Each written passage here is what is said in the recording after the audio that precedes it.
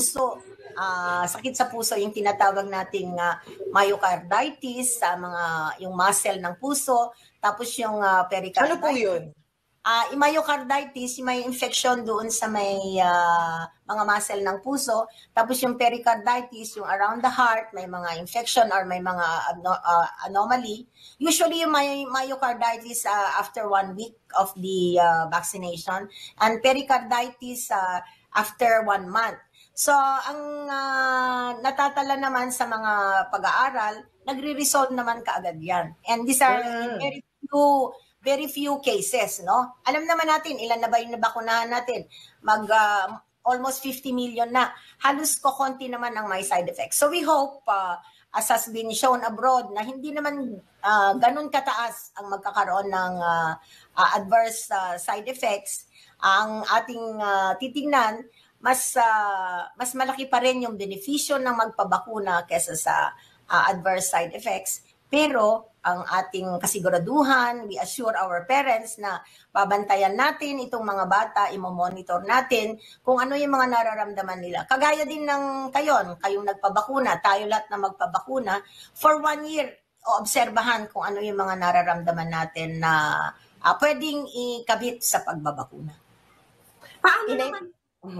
Halimbawa, nakapag-schedule na yung mga bata, pero nagkahika bigla on the day na magkakaroon ng vaccine. Paano po yun? Kailangan ba i-postpone yung kanilang bakuna or pwede nang pagpatuloy? Kasi hika lang naman yan, pwedeng inuman ng gamot.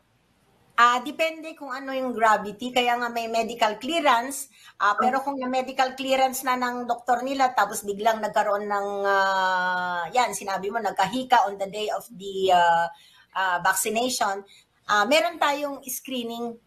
So at the vaccination site, meron din mag-i-screen. Aside from the medical clearance na binigay na ng doktor, yung medical certificate, meron din mag-i-screen sa vaccination site kung pwede nang bakunahan at that time o pwedeng i-postpone.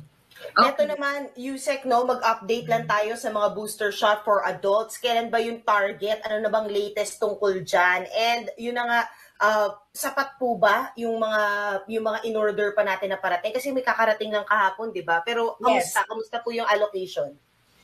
Yung sa booster, pinag-aaralan yan at pinagdedebatihan, no? Kasi unang-una, ang booster natin ay additional dose sa mga naka-primary dose. So kung 2 dose yung bakuna ninyo, ano bang bakuna ang naibigay sa inyo? So yun, after magbo-booster tayo, after 6 to 8 months, depende yan kung anong klase ng ating bakuna. So we give additional dose para kung pababa na yung tinatawag na immunity ng katawan ng tao, ay mabuboost, may i-improve yung kanyang immunity. Ang pinag-uusapan dito ay when do we give the booster? May nagsasabing 6 months, may nagsasabing 8 months, depende sa vaccine, may nagsasabing 1 taon. Pangalawa, ang ibu-booster ba natin ay parehong bakuna? So kung Pfizer ka, Pfizer ba? Kung Sinovac ka ba, Sinovac ka ba? O pwede bang mag-mix? Ibig sabihin, iba yung primary dose mo, tapos iba yung second dose. Wala pa namang halos sa pag-aaral dyan. Tapos ang isa pang tinitingnan natin, yung dati na bang bakuna na available, ang ibibigay nating booster, o hintayin natin kasi nagre-reformulate. May tinatawag tayong second generation na mga bakuna.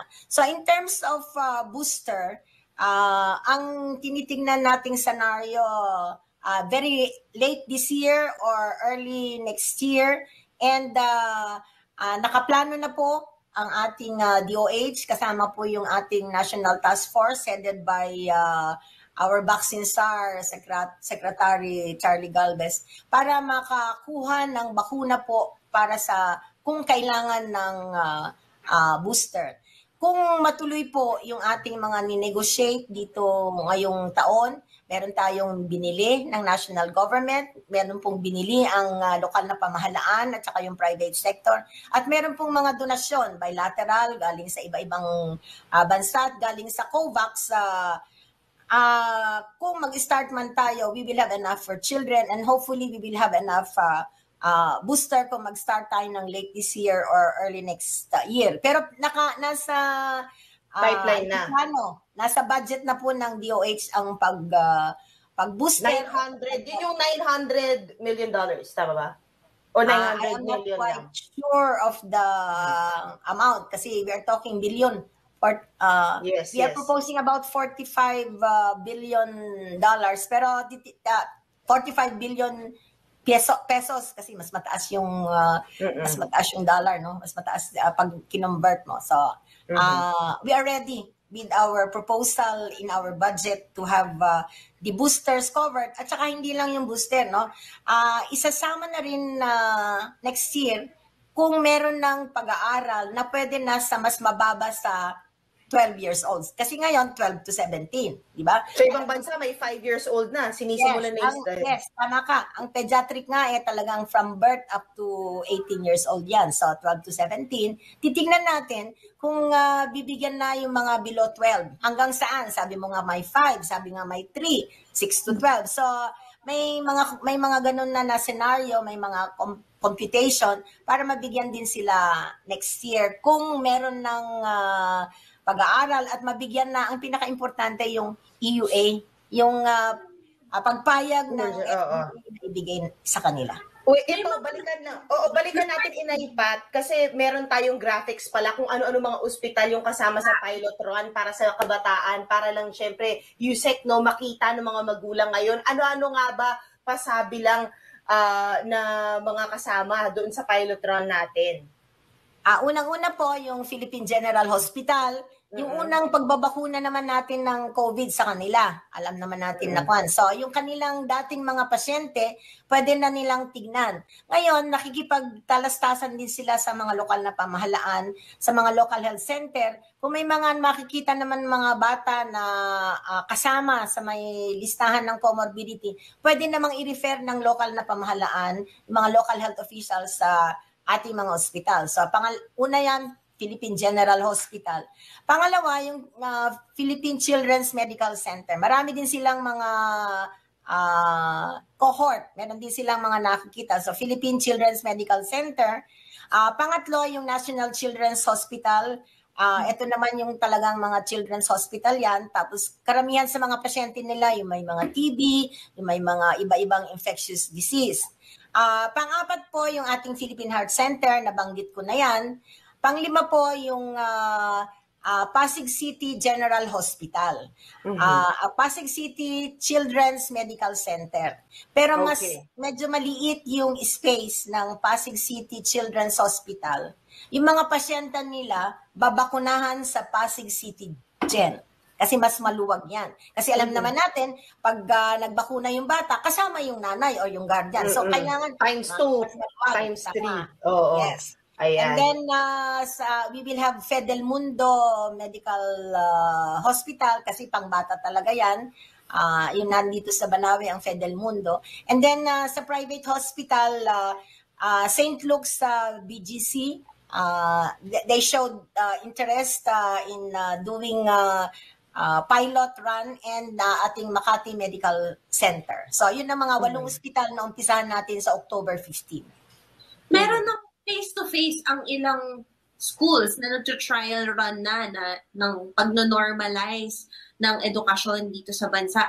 Pero hindi pa sila mapaprioritize itong mga estudyanteng to na nag-face-to-face na? Wala bang roll-out sa mga eskwelahan na meron ng ganitong klase na system? Wala pa. Ang face-to-face, about 638 hospitals yata yun, ay 38 schools, tapos mga 59 ang ating ipapilot sa November 17, no? So, yes, we will encourage kung 12 to 17 yung mga may comorbidities. Hopefully, by that time, makita natin kung pwede nang i-roll out sa walang mga karamdaman. So, ang USEC, bibigay sila polio, boosters, tsaka I think may isang, hindi ko na maalala, flu shot ata yung nakuna sa amin sa clinic dati sa school. So, I think it's very likely or it's very possible na payagan, lalo na ng mga private institutions or private schools na nag-face-to-face na ngayon itong vaccine? Lalo na mas malaki yung mga space nila, no? Yung mga school grounds. Yes, we will look into that kasi ang start naman talaga is November 17. So, natapos na natin yung pilot run, makikita natin kung okay na sa ating mga healthy children. Ang encourage natin sana, yung lahat ng teaching and non-teaching personnel ng mga ospital ay magpabakuna na. Base sa datos ng DepEd, mga 57% pa lang ang nababakunahan. Talaga ba? Yes, so we encourage all our teaching and non-teaching personnel. And then dapat yung mga kasama sa bahay. Now that we have opened the general population. So open na po, lahat na ng 18 years old and above, pwede na pong bakunahan. Gora na.